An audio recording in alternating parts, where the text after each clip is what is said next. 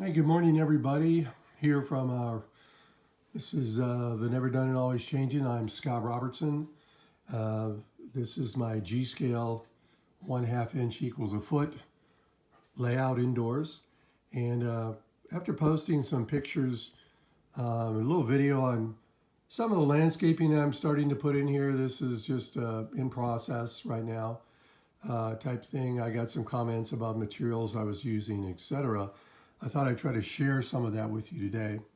Now, I don't have a real good setup for videoing, so I'm gonna have to do this by hand a little bit, but I just want to go over a few things. People are asking me about the road.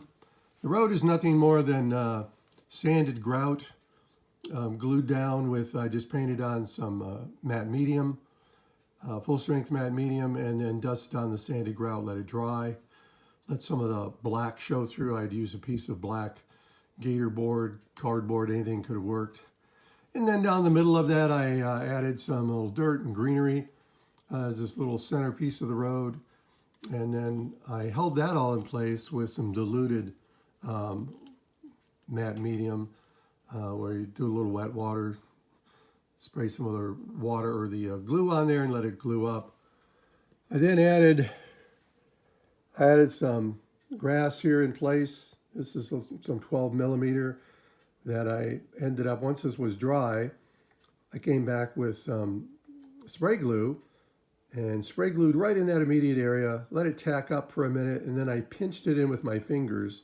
Just let the grass kind of catch the glue, pulled it back out, let it dry, and then you vacuum it up and you can tease this up a little bit more, that sort of thing. And there's ways to get this longer also. As for the rest of this material that I'm using, it's nothing special, nothing you haven't seen in other videos. It's just that I try a lot of different techniques all the time, mix and match, see what works. And what I like is I get a lot of different textural differences. And this sort of implies weeds and bushes and shrubs and different things. There's a lot you can do with it. So, you know, whether it's a rope armature or more grass pinched in place, or something to do from a bottle brush tree that I use the limb for. All that stuff gets put in, and then that's a matter of trying to replicate kind of what nature looks like, looking at some pictures and things, getting a feel for it. And again, this is still not completed. I'll put some taller bushes in this area too, but I want to have that kind of dense growth around, you know, the cabin, might be out in the woods, that sort of thing. So let me take you over here to the table. Sorry about the quick pan. And I'm going to set this up on this box here.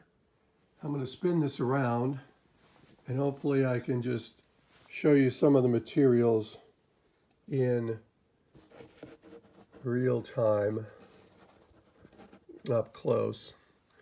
So again, some of the materials I do are, this is a florist material actually that I cut off of some branches. Kind of looks like a neat type of spiny shrubby bush. I don't know, I just kind of liked it. There's lots of these type of florist materials too. And it can work in a lot of different scales, just depending upon what you need. These things tend to work well in this G scale, probably an O scale.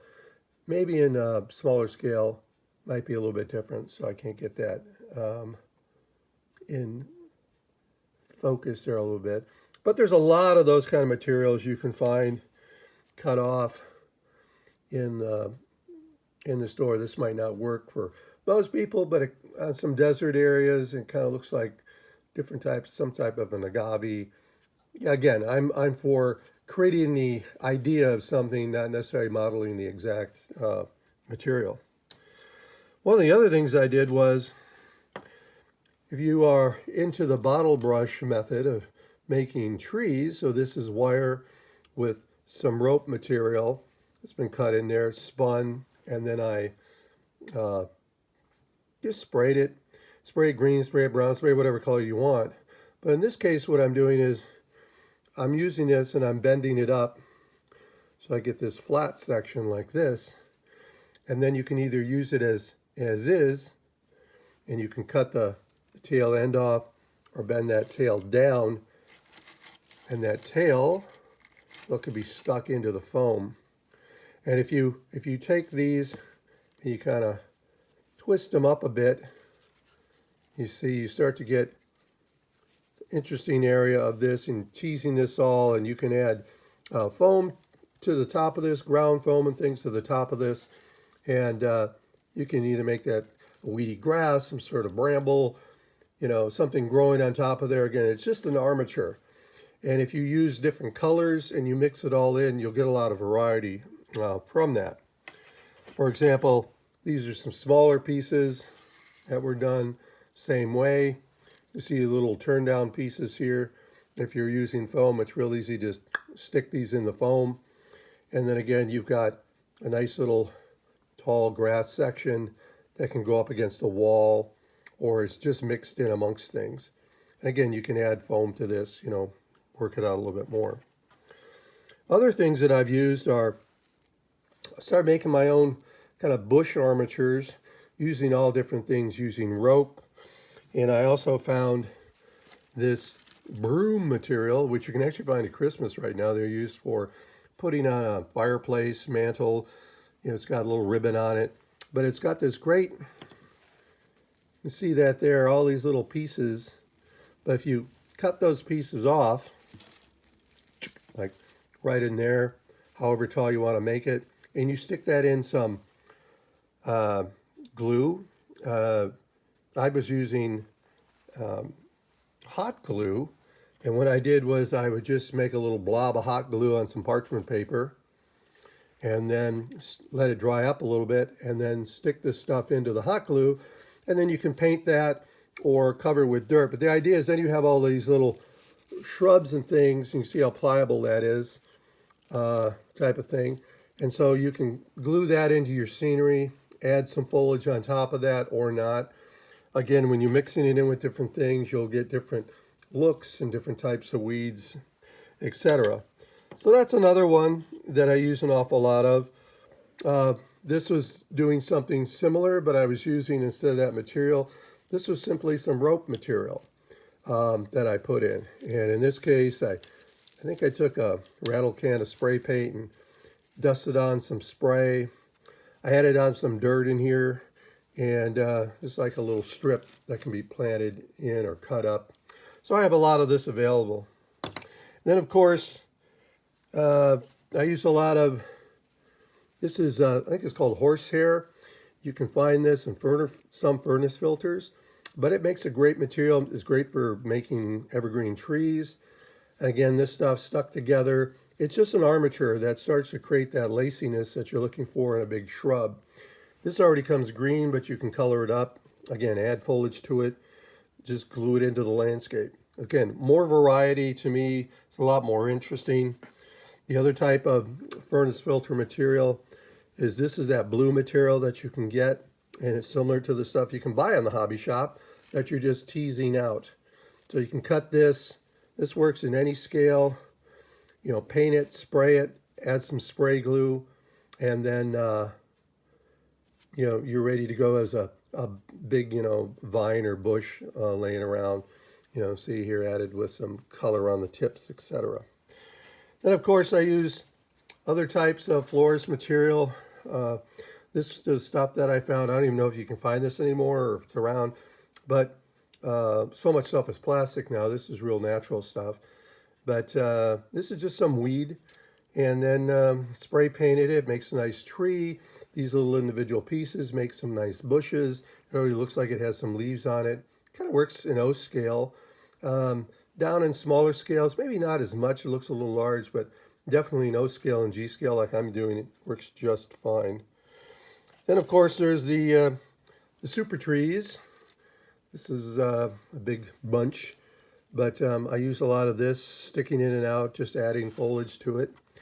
Again, the more variety, I think, the better. And then what I was talking about before was, you know, that pinching method. So it's type of thing where here's some 12mm grass in here. And after I sprayed down some glue, I would just take this and just tap it in and just release, and it'll pull back and leave in place the grass hairs. In doing so, I tend to use a pretty heavy duty glue. I use this Gorilla spray adhesive, heavy duty. I found if you just use any type of spray glue, the lighter weight, it doesn't do it. It needs to be heavier. At the same time, you want to make sure you don't get the nozzle type that has the big red, throws a big squirt. You don't want that. You want something that sprays. And at the same time, this clogs pretty easily too. It's kind of frustrating. But this is what you want. Spray it down, little gloop, little glop. Let it set up for a few seconds and then add your stuff in. And again, I use a lot of this, the Liquitex or Golden, whatever you want to use, matte medium. I have been using some Mod Podge recently. I'm using that, it's a matte Mod Podge. I'm using that where I'm doing like large areas. And I'm using the Liquitex when I want something smaller, thicker. This is a little thicker. I think the Mod Podge and this are a little bit different. I believe this can be mixed with isopropyl alcohol. When I tried mixing it with Mod Podge, it became this gelatin sludge thing. It was kind of weird. So I'm just going to use this. You mix it with water too. You don't have to use isopropyl alcohol. I was working around some steel tracks, so I was trying to avoid getting, actual wetness that would corrode the track.